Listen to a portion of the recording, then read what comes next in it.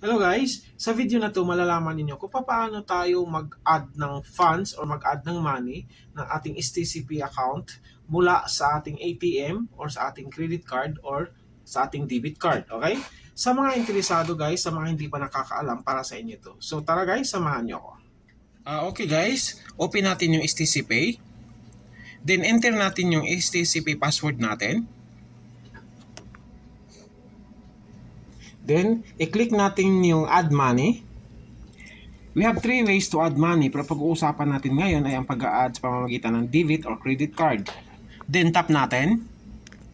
Ang account ko guys ay may nakasave na bank card or debit card. So, sa mga wala pang nakasave, ang mag-a-appear dyan is add debit or credit card. So, itap mo lang. Pero pag meron na nakasave katulad nito at ibang bank account or yung pagkukuhanan mo, tap change ka lang guys. Sa bandang baba guys, may makikita kang add debit or credit card. So itap mo lang. And dito guys, i-enter mo lang yung bank account detail tulad ng account name, ng card number, expiry date ng card, at yung CVV. Ang CVV guys ay siya yung mga tatlong numero na makikita mo nasa likod ng ATM. Then sa label guys, lagyan mo lang siya ng names or label at mag-a-appear yan sa list of saved cards mo sa STC Pay para madali mo siyang ma-identify. At sa ibaba guys, sa nakikita niyo may add now, i-press niyo lang yung add now at maghihintay ka ng tawag from STC operator for confirmation, okay?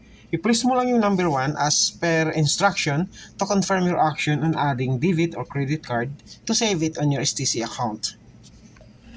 After confirmation ng approval, ipapasok ka sa lists of saved cards doon sa account mo. So halimbawa guys, yung pangalawa, si Igmi NCV, ang bago nating na-save na debit card. So, itap lang natin. Then dito, i-enter natin yung desired amount na ipapasok natin from the bank or from the debit card to STC Pay. Then, tap continue lang tayo guys. Then dito guys, bago mo itap ulit yung continue, check mo rito yung detalye ng transfer.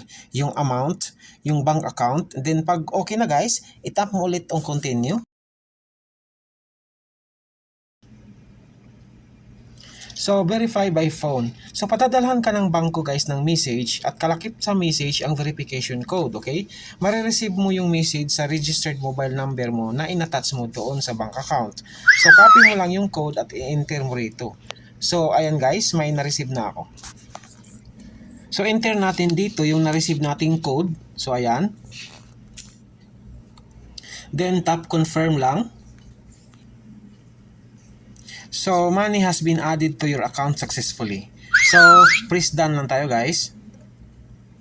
So, ang dati kong pera guys is 3293 and now 5933. Okay guys, it's successfully added. So, ganun lang guys pag nag-add ng fund or nag-add ng money ng STC Pay galing sa bank account o galing sa debit or credit card. Ganun lang kasimple, ganun lang kadali. So, sana guys, may natutunan kayo sa bago nating gawang video tutorial. Sa mga nagkagusto guys, huwag mahiyang pindutin ang subscribe button. Idamay niyo na rin guys yung bell all para ma-notify kayo sa susunod nating mga gagawing informative and tutorial video. Huwag mahiyang mag-iwan ng bakas or comment down below guys kung mayroon kayong mga katanungan or more clarifications para masagot natin at mabigyang linaw. Kasi yun naman ang purpose kaya nandito tayo sa YouTube. Okay guys? Maraming salamat. God bless you. God bless us and God bless the world. Maraming salamat.